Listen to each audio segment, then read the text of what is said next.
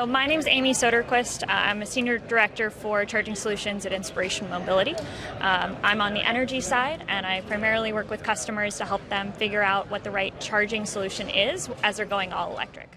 My name is Jack Leffler. I'm Vice President of Customer Success at Inspiration Fleet.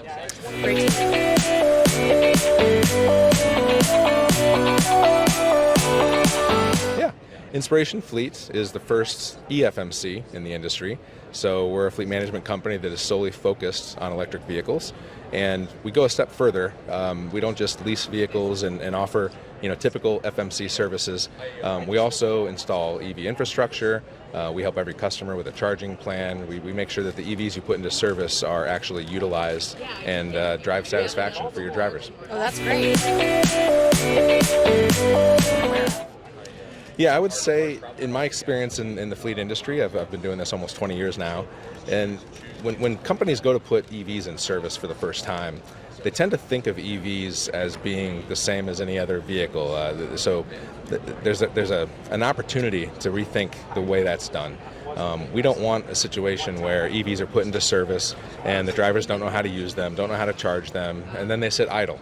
And there's a conclusion that's very quickly drawn that EVs just aren't ready for this business, when in fact they are if you do it the right way.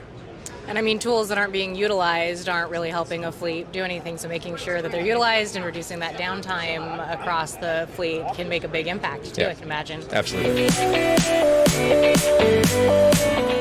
With your connection with those fleet managers, what's one of the biggest curveballs that you're really seeing thrown at fleet managers today? Great question. So one of the biggest curveballs that I see customers not being prepared for on the fleet side is really thinking about charging early enough.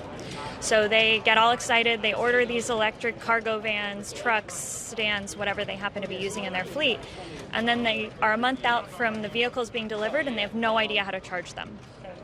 The problem is the infrastructure, the other solutions take a while to get put in place, or at least some of them do. Right. And so we work with customers, and I specifically am looking at the data around, all right, what's your EV? What's your use case? How long does it, parked at a depot or at home, et cetera, and what's the right charging solution? So ideally, we have an EV OA, we call it, the EV Opportunity Analysis, where we're looking to see, okay, what's all the data we can get about the fleet? I want to take that data as early as possible and figure out what the charging is going to be. That as soon as you're talking about going EV, you're talking about what your charging is going to be, because the earlier you start, the more you can save time and save money on it. Yeah, I would expand upon the previous answer, actually. So we feel strongly, in fact, that EVs are here to stay. EVs have a very important role to play in the fleet management space in virtually every organization's fleet, and it's important that we do it the right way. So our approach is to start with an EV opportunity analysis and to help customers identify which parts of their fleet EVs not only make sense in today, but can drive cost savings, efficiency, reduce downtime, all the things that you mentioned, and then help them close that loop and put the right charging plan in place for each and every vehicle, each and every branch, and partner with you to be the change agent for your operation. And I think you made a good point right there when you said, what part of a fleet, because while electrification, electric vehicles are definitely here to stay, most fleets aren't ready or able to completely flip the switch and go completely electric right now. So identifying the right use cases and how to make that process happen is very valuable to fleet managers. Yeah, completely agree. We want to be realistic about this, right? It's there are definitely parts of the country, applications within your organization where EVs just don't make sense yet. And it may be a very long time before they do. But on the other side of that coin, there are absolutely areas where they do make sense. They can drive those efficiencies, drive cost savings, and make your drivers happier in the process.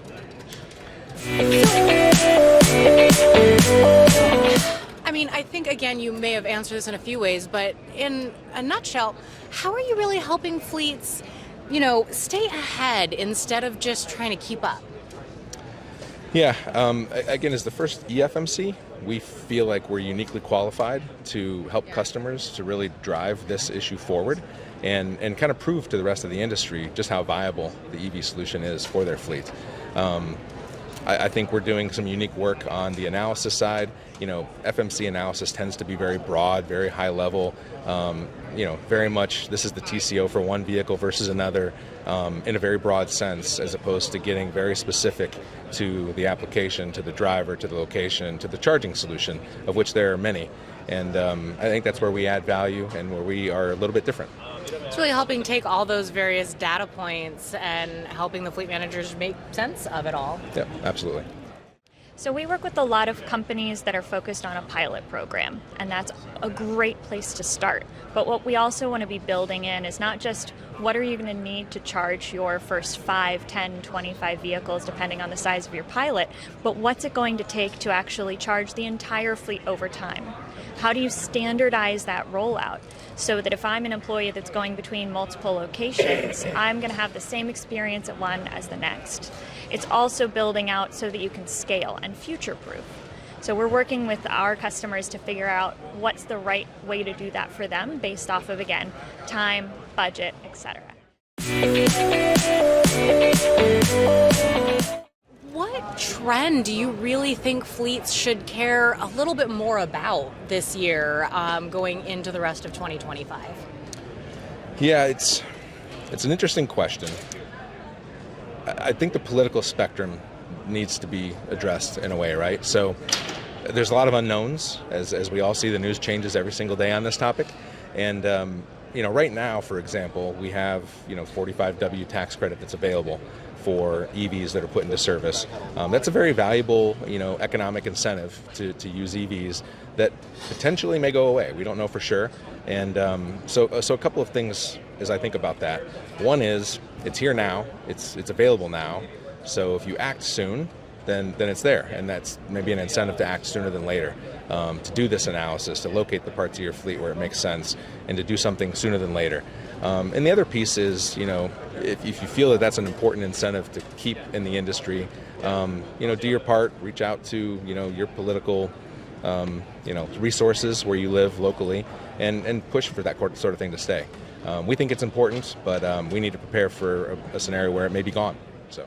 I think it's looking at what the tax incentives might be that are still available.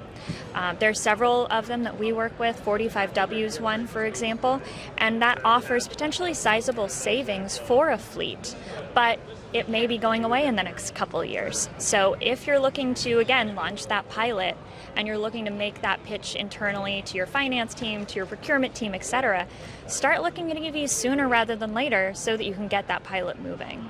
Really sounds like there's kind of never been a better time to really make that happen if that is something that you're looking at. Exactly.